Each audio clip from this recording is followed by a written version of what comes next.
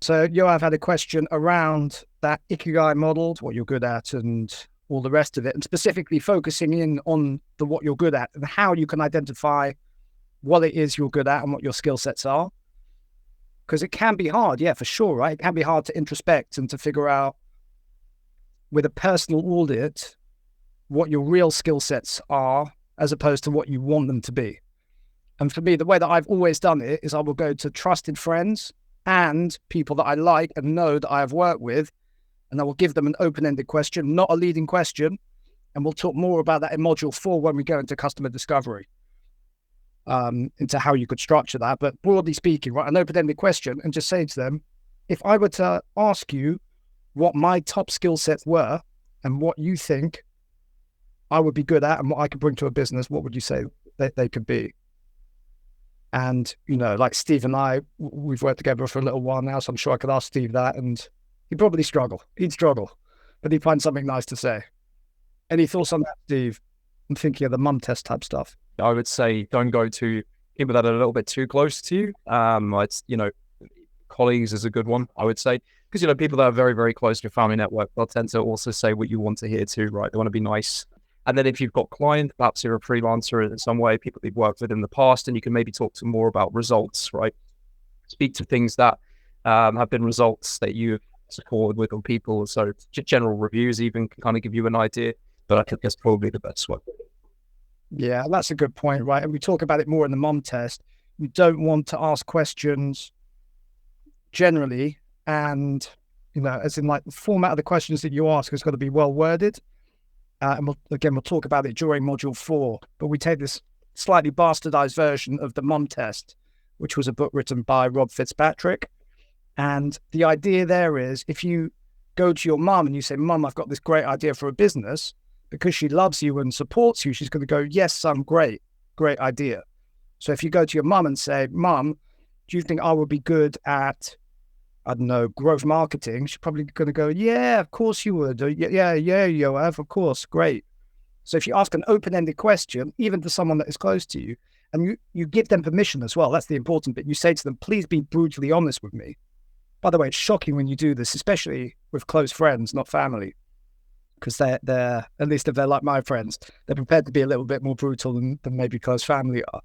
And you get real raw answers. And it can be quite shocking because how we see ourselves is not necessarily how others perceive us. So that would be the main tip I would give. Yeah. Appreciate that. No, that makes a lot of sense. And on top of that, I guess it's tougher if you're young in career, right? So you haven't had, like Steve was saying, and that's a great example, right? You can go to your 360 reviews, and certainly if you've got a half decent company that gives you copies of those reviews, you can actually see how you are perceived and the areas of, kind of skill set that you're perceived to be good at and ones where you might be lacking. For me, what you're good at can always develop, right? We are continuously developing as individuals and as professionals. And, when I first started in the world of startups, I knew sweet FA about investment. I remember speaking to a guy at a small private equity company, like a micro PE company. And he was asking me about how you would like pre and post money valuation and stuff. And I literally looked at him and I was like, I've got no idea what you're talking about. But then he reframed it into something that I could understand, which was at the time rights issues. So doing like emergency share issues for publicly listed companies that I was doing as a banker. And I was like, right, okay, now I can understand how it works. And at the time I was clueless, but guess what? In 5 minutes speaking with him, I got up to speed on it. And then obviously over the years, I built out that skill set on an as-needed basis. So for me, the skill set is more kind of loose. It's not so like, right, specifically you're exceptionally good at, I don't know, copywriting. That might be great, right? Especially if you're doing a solo, like a solopreneur lifestyle style business, and you're going to be launching a copywriting course. That could be one path or one signpost to say, yes, this could be like an entry point for you. But broadly speaking, I focus more on what's monetizable, as in what you can make money from, what you'll enjoy doing, and then the rest will start to fall into place. Any other questions on module 1 and 2? Nicola? I'm just gonna add to that. I think this module 2 was like pretty painful to me because when we were talking like, why are you the person to build this startup? I don't think I'm necessarily the best person to do it, given my skill set and experience. But when we think about founders, like, you have obviously people who are experienced in some area, and then after a couple of years they find a niche, or they find a better way to make the same product or slightly different product. But then you also have people that just kind of discover that there's a need, like Airbnb. Nobody was an expert in hotels or anything like that, but they just found a new need, and they could deliver on it. And we obviously all seen like Shark Tank people, where you have all kinds of people with zero experience in the area that their startup is in. So as you said, I don't think it's necessary, as long as you find the right people down the road to partner with. Yeah, I think that's a really, really good point. I'd probably even double down on that. Yeah, for sure. Further down the line, you will be able to find people to plug the gaps. And I think we even talk about that in the module, or at least we used to, where we say, of course, we're not looking for you to be good at everything. We're looking for you to be great at one or two things. And if we can identify that, then you can plug the gaps with people further down the line. Because it is unlikely for many, and I know some of you actually are already working with others, but it's unlikely that if you're going to build a big business, not just a lifestyle business, that you'll be doing this alone. It's almost impossible, right?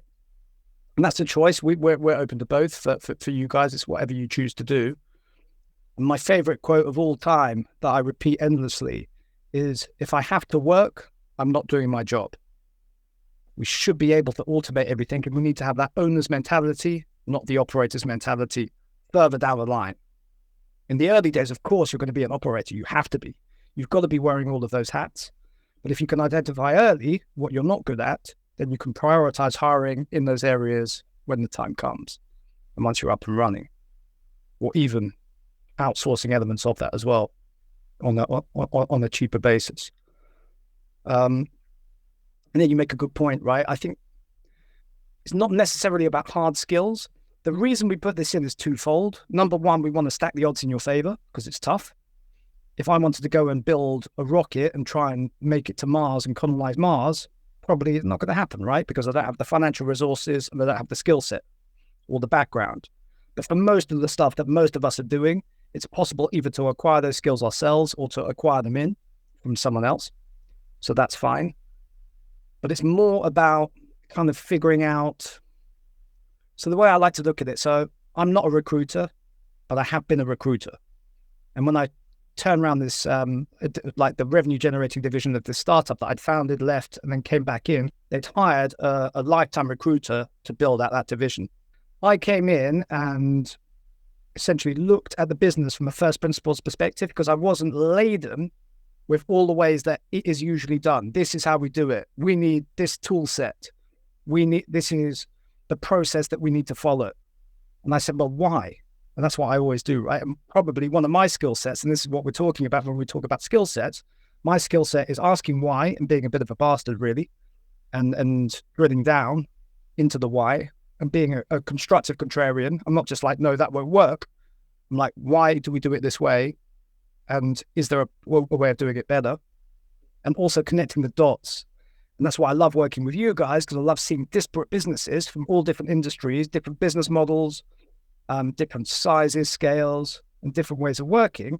And I can say, well, okay, maybe I can take something from this area and port it over to this specific use case or this need. And that's what we did. And we turned around that business. So it's more about that, right? As opposed to saying, right, I'm like a friend of mine, he's started a concrete business. He had no specialism in concrete before, like doesn't know anything about concrete, but he's got a passion for environmental causes and decarbonization.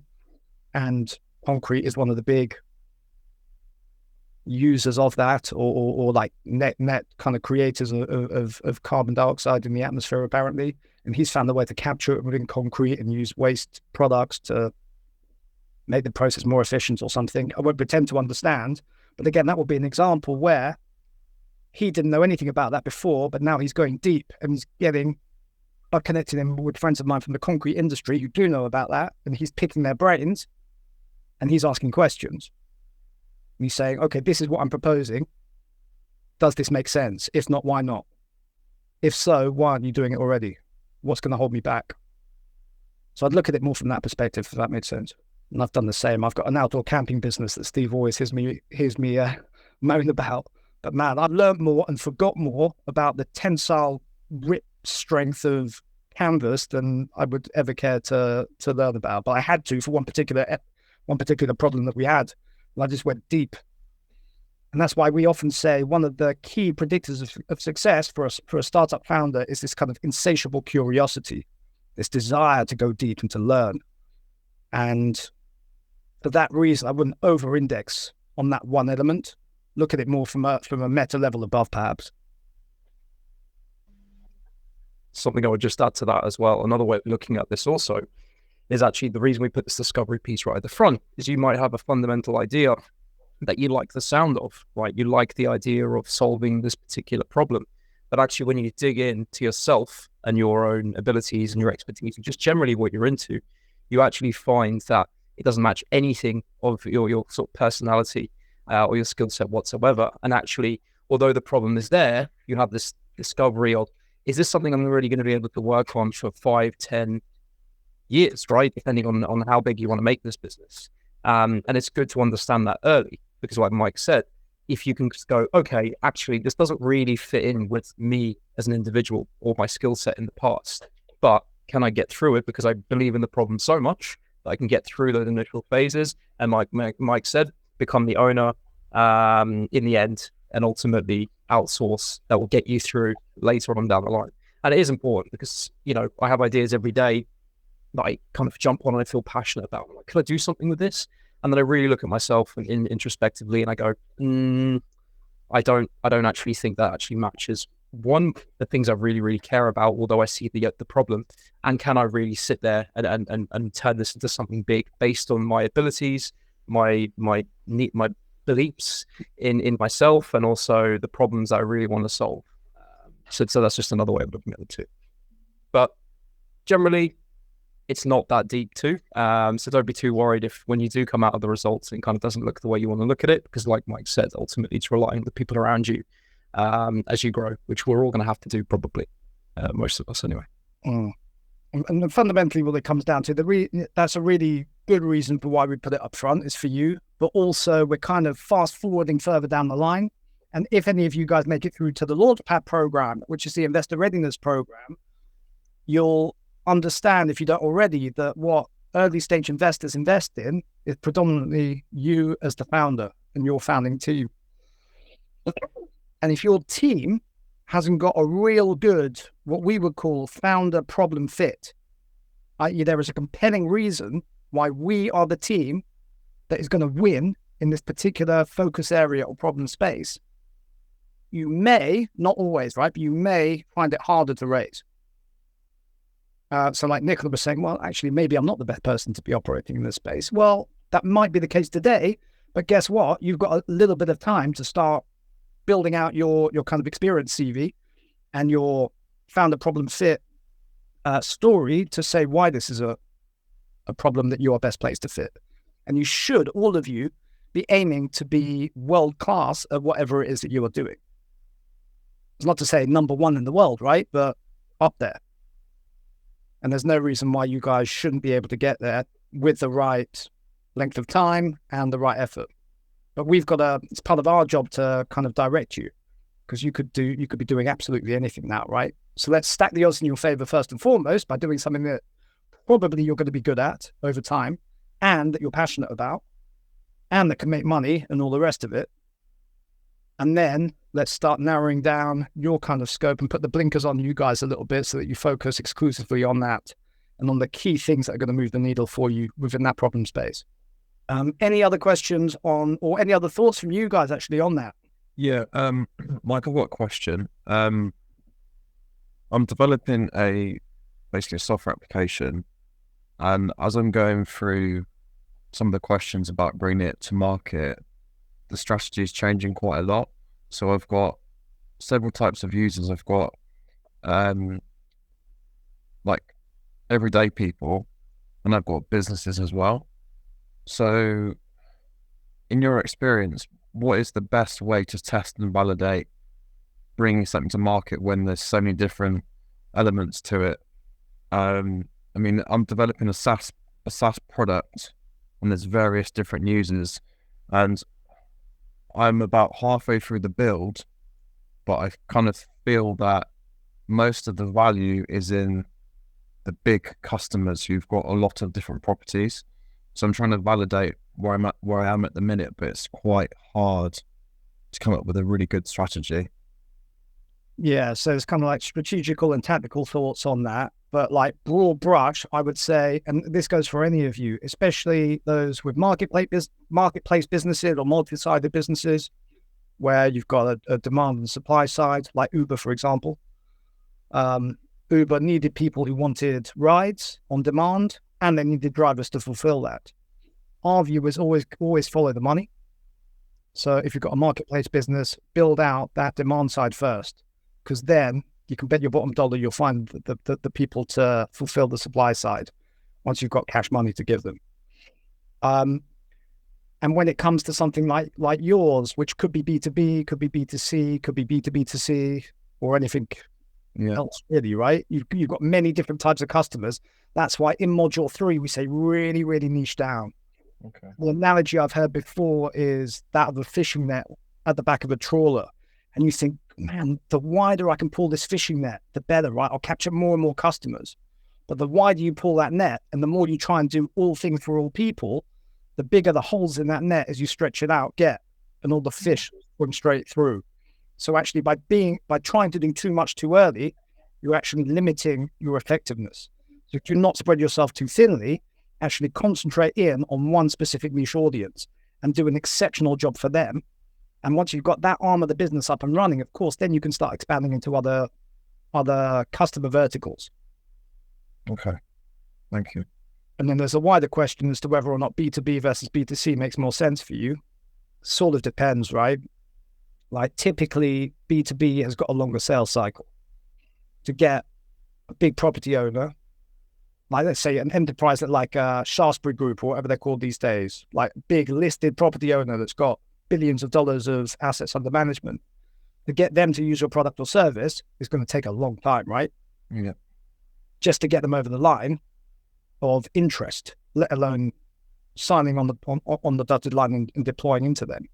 And you will find if you're going after these kind of enterprise level clients that they've got a lot of requirements that you might not be able to fulfill as a startup that are too numerous to mention, but often you need to be on the preferred suppliers list. You need to have InfoSec and OPSEC and stuff in there that you might not have to the degree that they need.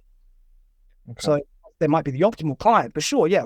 And it's great, right? One sale and I've got billions of dollars of assets that I can use my solution with. Actually, you might find that you struggle to actually get them over the line. And then consumers, great, right? Yeah. Like if I was still a landlord and I had a property and you said to me, I can solve your problem, I can probably give you my credit card details there and then, right? Without a sales team, you could take more of a product-led approach and say, this is our, especially with SaaS, this is what we offer, give it a go for free, or, come on board, try it for cheap or whatever. And then you convert me almost immediately. And you don't have the expense of a sales team and outbound, cold outreach and stuff like that you might have in an enterprise sales business. But you're going to have to get an awful lot of me and people like me in order to get anywhere close to the value of this client. Yeah. So maybe for you, the sweet spot is somewhere in between, like an individual landlord, one key stakeholder with no gatekeepers around them that has got maybe 10, 20, 30, 40, 50 properties that you can target and access pretty easily and try and convert them, right? If they can make that snap decision and say, yeah, this is for me. Perfect. Thank you. Nicola, go ahead. I just want to say to Oliver, I'm just reading, it's called Lean Product Playbook. Probably know the book. No, I don't have to have a look. Anyways, but he gives an example of this SaaS Quicken. It's kind of budgeting software. So they started as a B2C So, helping people manage their personal finance, but then they've discovered that actually kind of small accounting firms were using it. Actually, kind of third of their customers were actually accounting firms. So what they've done is they just kind of expanded to quicken business. So anyways, maybe that's useful. Thank you. Yeah, I'll make a note of that. Yeah, and then sure, look, right now we probably don't know what's going to be the easiest market to acquire and the most profitable for you. On my wall on this side, which you guys can't see, but there's my poster which says better done than perfect. Basically, it's public, but whatever, fuck it. Just fucking do something, man. Pick one and try. You can test stuff, and this is the beauty, right? You can test stuff in a really, really compressed time frame. You don't need to spend months and years testing whether or not you can access a particular market. Granted, for this enterprise sales level that we were talking about, yeah, it might take 6, 12, 18 months, even just to get a meeting. It might do. If that is the case, then you need to think, am I, and it goes back to what Yoav was asking before, right? Am I the right person to be operating in this market? Have I got the financial resources? I was having, not an argument, but like a discussion about this on LinkedIn, because we're big proponents of sell before you build. Prove you can sell this to a niche audience before you go out and spend time, money, energy building it. And this guy was saying, well, it's not really possible if you've got a big B2B business where your clients are enterprise level. I said, well, it sort of is though, isn't it? Because you can get letters of intent. You can get early signs of people are willing to pay for this or actually get money for it. Maybe not from enterprise, but certainly from B2B. And if you can't do that with an enterprise level client, are you the right person to be doing it? When you've maybe got someone like Mike Spires from Sutter Hill Ventures, who's got basically, for your intents and purposes, unlimited capital and resources to deploy, and he will drop in, he'll take a conviction view on a specific area. So he founded Snowflake as an example in cloud computing and something else before that as well, which I forget. And he said, right, I can see this is happening. I've got loads of money because I've got a big venture fund. I'm going to step in as the interim CEO of this company. I'm going to go out and find the world-class people who should be building this, but for whatever reason are not inclined to be entrepreneurs. They don't want to be entrepreneurs. So I'll de-risk it for them. I'll say, don't worry, I've got loads of money. I'll just pay you a massive salary. I'll give you equity in the company. I'll keep a chunk of it. But you go away and you go and solve this problem as best you can as a team. And he steps in, sets the high-level strategy, and then very quickly replaces himself. And then not very quickly, but then in the midterm replaces that CEO with someone who can actually take it public and really, really grow it. So if you are competing against someone like that, maybe you can win, right? If you're a whiz kid, but chances are probably friggin' not, right? Because he can afford to run loads of experiments over a very long time. And he can afford to get the best flipping talent in the room to work for him. So if you find yourself in that area, then you've got to think, okay, have I really got that much conviction in myself that I'm going to make it happen and make it work? And if not, let's scale it back and let's work with maybe SMEs or mid-sized companies or individual landlords who've got a portfolio of 20 plus. Find your sweet spot in module 3. Who is your ideal customer profile? What do they look like? That's what we want for you. And then just freaking go out there and do it. And if that one doesn't work, okay, that's fine. Try something else. You've probably done that. You've done that cycle in 4 weeks. Any other questions on 1 and 2? I guess just one more on that note. I feel like the last thing you said of kind of going through those cycles quickly, like me and my brother Eyal, he's on the call as well, like we're in the process now of, I guess it's been probably 2 months since we've kind of been on this like commitment to trying to build something, and we feel like there's like even 1 to 2 weeks we think of something and then we like invalidate it, think of something invalidated, and we're not sure if it's like, at first it seems like a great idea and problem that we think of, and as we go through it we kind of get demotivated and then try to move to something else. Is that a good thing or bad thing? That's what we don't really know right now, is like, are we too unfocused and don't have enough conviction, or is it good that we're going through it in this quick process? Like, should you stay focused a little bit longer? Like, what do you usually recommend for founders, I guess, in that phase that are just ripping through different ideas quickly? Yeah, it's a really good question. So I would say it depends on what you mean by ripping through ideas quickly. From my perspective, and this is why we front load with Find Your Why.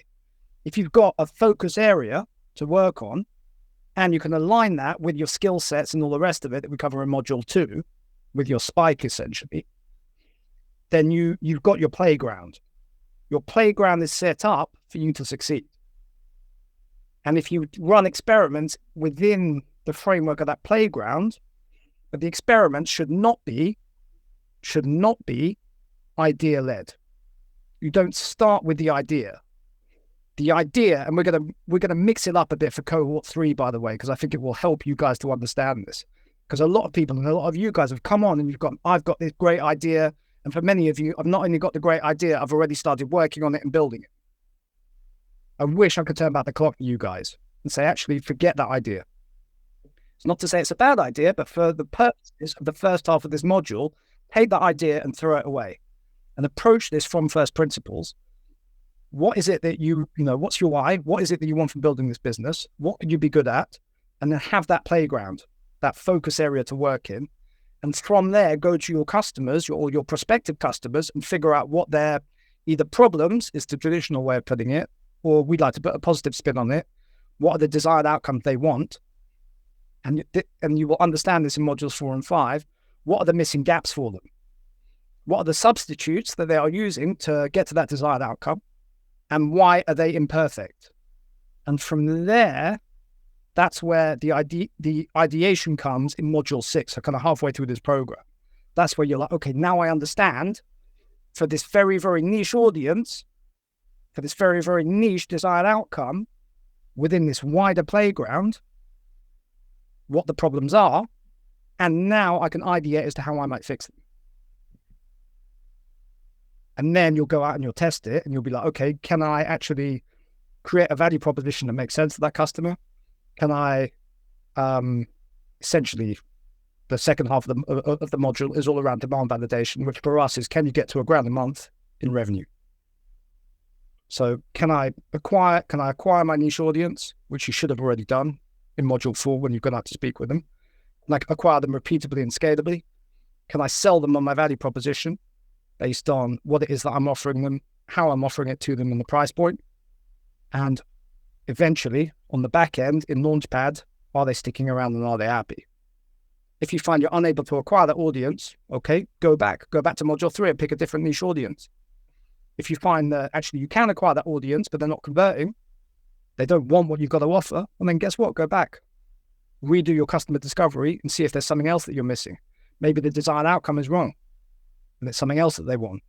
Maybe the alternatives, the substitute solutions are good enough and they don't need what you've got to offer. And like a lot of people kind of poo-poo this way of working because they go, oh, if you ask some man in the 1840s what he wanted for his horse and car, he'd go, oh, more horses or faster horses. He would never have come up with a motor car. I'm like, yeah, of course he wouldn't, man. But he's got the problem or the desired outcome. He wants to get from A to B faster.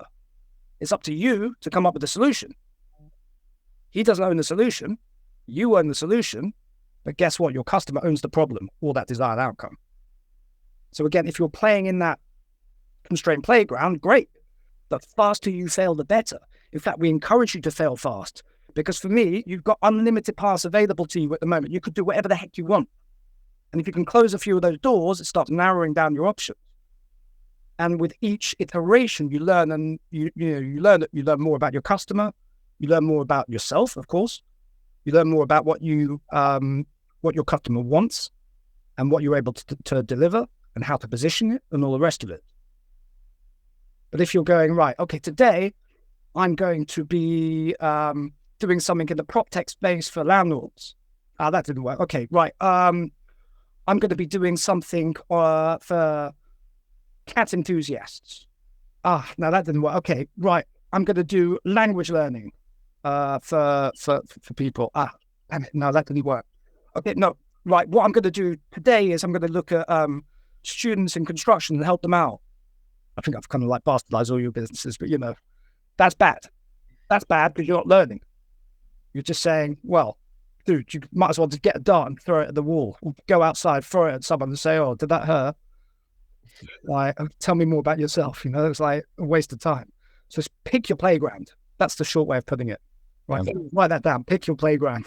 No, that's really, really helpful. And in terms of picking a playground, could you give an example of what a playground might look like, or maybe what your playground looked like for in the past? I know now we obviously have a business and are working on this, but what would an example of a playground look like, just to give a sense of what to kind of narrow down into? Because what you were saying kind of sounds like me and my brother were the ideas are just nothing to do with each other. It's just things that pop up from things that we see. So we're trying to really get that focus. I'm a bad example. Steve, talk about your headset thing. So the past life, I was a commercial pilot in Australia. And, I was going through my flight training, and I just had this thing. I was like, God, there's so many problems in this industry. There's so many things that are wrong with this industry. And obviously with me, loved aviation, was obsessed, although only worked in the aviation industry, whether it was on the ground at airports or I did an apprenticeship in aircraft engineering before I became a pilot. So that was my sphere, right? And I just knew I have to solve a problem in this area. There's just so many. It's an industry that's just filled with legacy products and old ways of doing things. And yeah, so I decided, right, I've got no experience whatsoever. And this probably comes back to kind of what Mike was saying about finding that experience. And I was like, I'm going to create a headset for the training sector. Aviation headsets are a very simple piece of equipment. They're incredibly expensive for anyone here who doesn't know. And I was like, well, when I start my flight training, I have to throw out $500 to buy this headset, and all it does is help me speak to the guy in the tower. That's crazy. That's all the money. So I'm going to come up with a better headset. Going back to the kind of my playground was ultimately, that's all I knew was aviation, right, at that time. That's all I was kind of involved with. And all I was doing was looking for problems in that space. And ultimately I landed on a consumer product being a headset. But really, I saw so many different problems. And the only thing in my head was the industry that I needed to fix, because it was the only thing that I knew of and I was passionate about. But if you are in that flow of just kind of, like Mike said, throwing the darts, then, to take it right back to those principles of just your main interests, I would say. Thank you. Yeah, and if in doubt, scratch your own itch. That's essentially what Steve did. He was like, flipping heck, I've had to fork out $500 for this substandard headset. That's ridiculous. There's got to be a better way. And he had the added benefit that he was in that industry already. So he had credibility, and he also had access to people, to contacts, potential customers. And that's what we talk about in Module 3, right? Can you build this community of individuals to run your customer discovery with, who will probably not only be your inbuilt focus group, but will also become your very first customers, because you are solving a problem for them that is so great, or you're helping them achieve a desired outcome that they want so much. That's what we want for you guys. So again, kind of like sales before product. And yeah, certainly I would say validation before the idea. Yeah, go ahead. So you're just talking about speaking to customers and sales before building. I guess it's a very open-ended question, but I'd just like to hear you guys' thoughts. How do you know how many people or sales you're supposed to make, or interest you're supposed to gauge before you actually know, okay, I should start building this? Is it 10, 50, 100, 2? What's your experience with that? It's going to completely depend, right? That's too open-ended the question. When you get to Module 10, we'll talk more about what we would class as validation. To me, though, like a benchmark, and we kind of look at Catapult as the 0 to 1, where 1 is 1,000. 1,000, not customers, but $1,000 a month or pounds a month. If you can consistently make that, chances are you're going to be able to scale up, right? Unless you are doing, as we talk about in Module 3, well, maybe actually hats for dogs might work, but, pizza only the crust or whatever that third one was.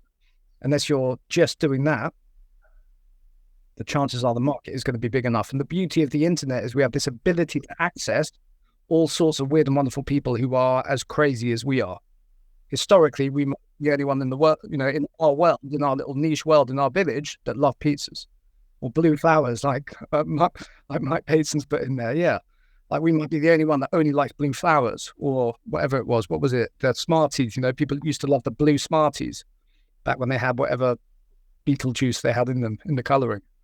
Yeah, I might be the only one that liked that. But in the world, in the wider world, which we now have global access to through the internet, we can find many more people like us. So even the nichest thing, a bit like what we were saying to Oliver before, right? That fishing net should not be spread out too wide. In fact, it should be really, really contracted. I'd rather you guys go spearfishing. Actually go spearfishing and get people over the line one by one. And we'll talk more about customer acquisition strategies in the second half of the program. But, you know, your mileage might vary if you have unlimited capacity to keep working on your idea, and it's not conflicting with other areas of your life, whether work, studies, family, social life, and all the rest of it. You've got unlimited runway, right? So just keep going. And then you'll have to make the decision internally as to whether or not it's right.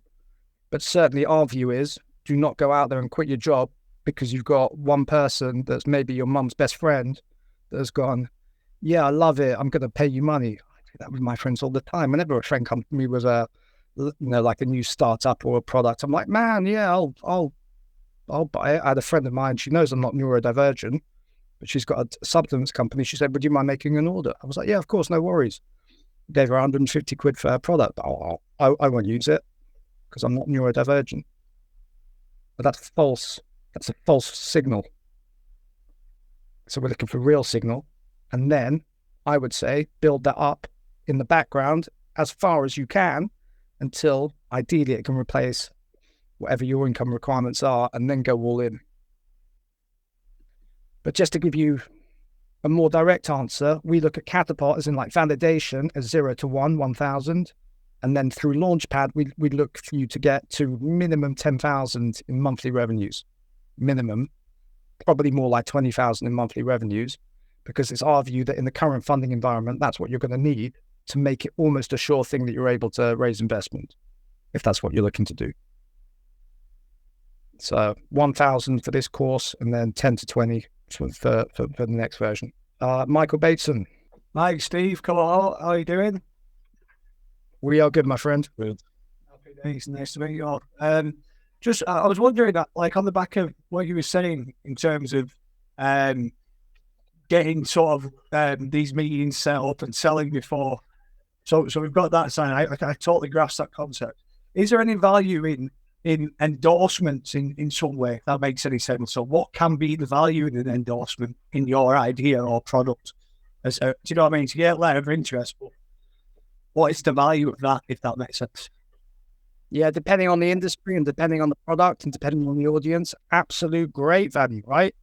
If you can be endorsed by an industry body, or even if you're a B2C business, yeah, you get testimonials, right? We'll ask all of you guys who make it through to write us testimonials on Trustpilot. So when other people come in and to like record a video to say how you found, we're not going to like tell you what to say, but just to be honest, tell us what you think, because it helps us in two ways, right? One, it helps us to improve. And two, it helps others to see that actually there's value here. Because I could go out there and say, yeah, man, and legit, right? I have mentored hundreds of founders. And I think we've got a playbook that is pretty good and works for most people in most scenarios. It's not perfect, right? It's not as good as having one single mentor who will walk through the entire process with you in a very specific niche, in a very specific industry vertical, and has been there and done it and can give you all their learnings. We can't give you that, right? On a one-to-many basis. But we can do most things for you. Well, I asked because my sort of going back to the ideation thing and to you've been talking about spitting the ideas and keep changing and stuff. So Game String 3 started with I had an idea to basically it's what it has become now, but I had it years ago. Play a junior, and I was off my head at the time in addiction, so true story. So I probably weren't in the right frame of mind to be doing it. But yeah, what was I saying then? Yeah, so ideation. So where I started is trying to build basically I was pissed off with the news, so I wanted to get rid of every crop of every bias, so everyone in the world can see everything that's going on all the time. It's called I'm Live TV, and I went to this Quantified company. That's a bit of a dodge as well, because it's an heads or tails, 50-50 whether you get the grant or not. etc. But they said you need a CTO, so I put out this ad, CTO on LinkedIn, had about 47 applicants. It had significant for equity only. And I met this chap in India called David, and then we formed GameStream out of all that. And that was meant to be metaverse project, so create like a landed meeting and you play games against each other and stuff inside the metaverse. Of course, at the time, nobody knows. Well, nobody still knows what the metaverse is going to be and how it's going to be. So what we thought was we'd build mobile games to fund the metaverse project, and that's kind of what we were doing at the time. Anyway, we tried with volunteers, getting developers in, and then David started getting a bit like saying this is too slow. You remind me of me 5 years ago and stuff like that. So we sort of hired mutually. Anyway, cut a long story short, and then I got into teaching plumbing at college. So they Dovetail and Slade, who are the recruitment company that got me into the teaching initially. I've asked for him to speak with the CEO. It was one of my sort of calls. It's called Guy Walker, and he's built something great there. But he's just done a post on LinkedIn, really interesting. But so I'm going to sort of chat to him, and this is what I was saying about the value of endorsements. Firstly, he'll have every single contact I could ever need anyway, in terms of all the colleges. I've got already plenty from teaching and where I've outreached before this point, in general. So I just wondered, like, what would I do with that asset, with that call? And I kind of knew this already actually from your post, and absolutely super valuable. But I would say take it step by step, right? Don't try and jump ahead too far. Right now, use that conversation with him to understand his problems, and it will make sense once you go through module 4 next week. It really will. But at the end of every one of those conversations, and this is why we kind of bastardized the traditional mum test, is we say you must always ask 2 things. 1, for referrals. Is there anyone else that you know that might be helpful for me to speak with? And he might go, yeah, tens of thousands, man, of course. Go, look, could you introduce me to 5 of them? And then you've already got your 5 lined up for next week, right? Yeah. Or 10 of them, because maybe only half will convert. Yeah. Second thing that we say is it okay if I keep you up to date with my progress? This has been so valuable. I really, really appreciate your time. Can I get back in touch with you once I've got a bit further down the line? And then in the second half of the program, you can go back to them, which we will make you do in module 7 value prop, and say, hey, this is my refined value proposition, which, by the way, should speak to a very specific audience with a very specific desired outcome, with the basis of a solution that you will be testing. And then with your credibility, but then if you can piggyback off his credibility as well, and as you go back to him and talk that through with him and say, okay, listen to what you said, because you will be taking actually verbatim notes with your conversation, more while handwritten, I would not recommend, or recording it on your phone and getting it transcribed. You can go back to them and say, hey, I don't know if you remember, but when we last spoke, you said A, B, and C, and we've gone out and we've created this proposition that targets A, B, and C. Does that speak to you? And he's probably going to go, yes, it does. And you could say, man, that is amazing. We're only small. It's just me at the moment. Is there any way that you can come on board and as an advisor or as an endorser or whatever it might be? That is the time to start asking that question, not in module 4 customer discovery. Does that make sense? Absolutely. Yeah. Thank you very much, Mike. Nice one. My pleasure. I'll mute. Good. I'm loving your background as well, by the way. It's not as cool as mine, but nearly psychedelic. Cool. Any other questions? We've got to hop onto another call, by the way, in about 5 minutes. But any other questions from you guys? I know we haven't really touched on module 3, but for those of you who've started module 3, any questions on that? Nicola, go ahead. So my question is, at this stage, like, to how many people we should reach out? Like, obviously, for my use case, I'm going to reach out on Facebook groups mostly. So, like, how many is too many at this stage? So should I get as much as I can, or would that kind of just create too much noise if I can? Because I would be hoping to kind of, well, at the later module, include them. I would probably have a demo set up, and then we probably go back and forth with ideas and there. So can I have too many? And then just on top of that, is it okay to give some sort of incentives? Like, is it usual to offer, like for the span of the beta, or sometime it will be free for you or something like that. Is that kind of shooting myself in the foot, or is that kind of standard way? Because I would be kind of requesting them to actively be involved, right, in the process. So it's not just... Yeah, so again, it's kind of two different things.